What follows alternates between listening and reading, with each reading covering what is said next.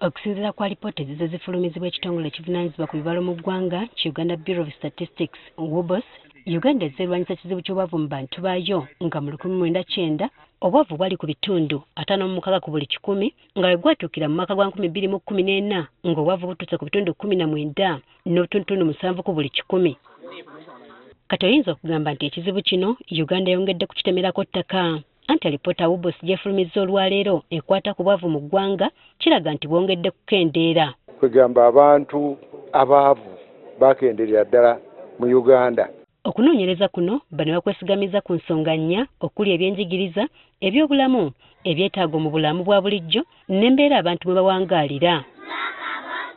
Wano okunoonyereza kuno kulaze ng'abantu ebitundu 52.6 ku buli 100 bwe batalina inshuwarensi ya bulamu.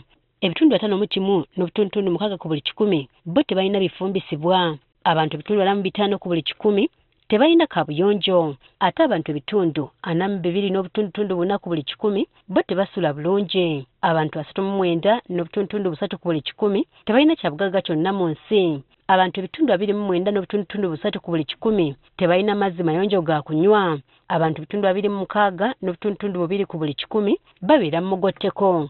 Abantu ebitundu 20.3 ku buli 100 tebalina masannyalaze.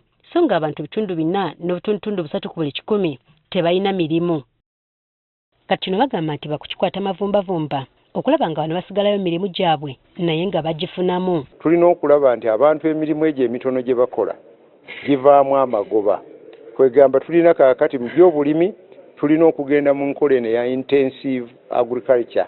Ekizibu kino kikyasinga nnyo okweriisiza enkuli mu bitundu bya Karamoja ne West Nile ate yo Kampala yesingamu obwavu obutono ngeri ku butundutundu 9. We would not be having Karamoja for the last 20 years being there.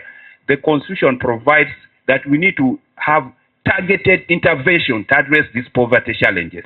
Kino minisita kyadde ku bbula ly'amazzi eriri mu bitundu bino ekibalemesa okukola obulungi emirimu gyabwe. Ate era infrastructure y'amazzi ebadde ekolebwa naye maintenance oluusi nga ntono n'osanga ng'ebidiba biba bisimiddwa ate biguddemu ettaka ne byonooneka. Mbu kyokka n'abantu bennyini bakyalemeddwa okukyusa endowooza yaabwe ku byenfuna. Attitude yaabwe ne culture yaabwe bo bennyini balina okwekolamu omulimu okuba nga bakyusa attitude yaabwe ku ngeri gye batunuuliramu ensonga y'obwavu.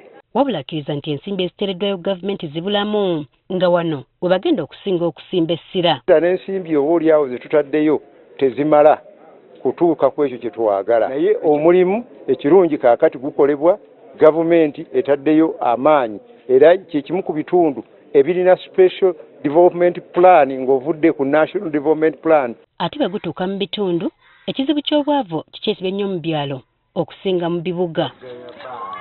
Mbwe era abakyala abakyali baavu nnyo bw'obagerageranya ku baami.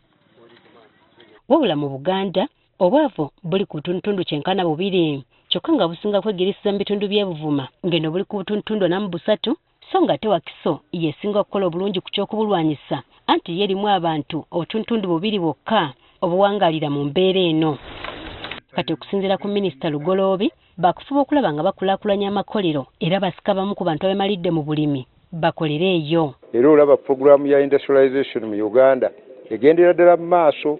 Mu Ministry of Finance tutadde ensimbi nnyingi mu industrial parks zizimbwe era industrial parks nnyingi n'okubira ddala eyo Mbale kaakati zijjuddemu ba investors. Kino okukyanguya bakola ku bintu ebyenjawulo naddala ebyentambula nga bazimba enguudo rail SGR omulimu gw'okuzimba SGR gutandise n'eri Kenya egenda tuconnecting okuva Naivasha okudda e Malaba. Jennifer Kabale agafeeyo ku Spark TV.